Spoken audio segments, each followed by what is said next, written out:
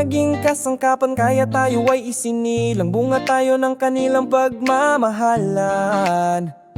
9 na buwan tayong iningatan ng ating nanay sa kanyang sinapupunan. Nang tayo ay nailuwal na at napagmasdan, napaltan ng kasiyahan ng hapdi na nararamdaman. Mula sanggol tayo'y patuloy na iniingatan, di mawaglit ang kanilang paningin, para matiyak na tayo'y nasa mabuting kalagayan.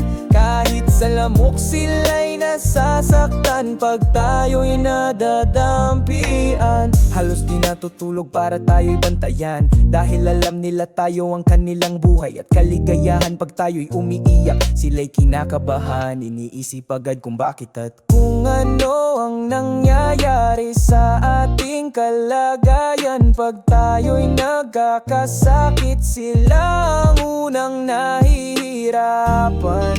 Halos hinihiling sa langit kung pwede po sila na lang ang nasa ating kalagayan. Tayo kamahal ng ating mga magulang, ang ating tatay ang siyang nagtatrabaho para may pangtustos sa ating pangangailangan.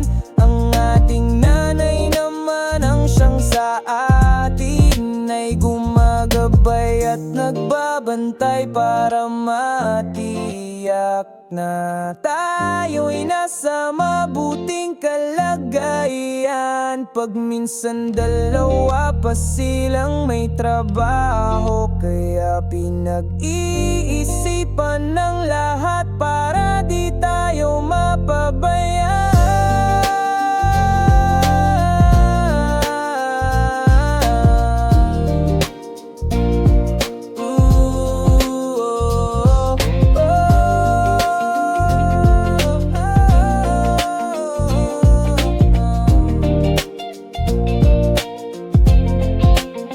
Tayo namang kanilang mga anak habang lumalaki na, at nakikita natin lahat ng kanilang paghihirap. Maging mabuti tayong bata, masunurin at maging magalang. Lagi nating lingunin at suklian ang kanilang pagpapagal, hanggang mapagtapos tayo sa ating pag-aaral para sa ating magandang kinabukasan.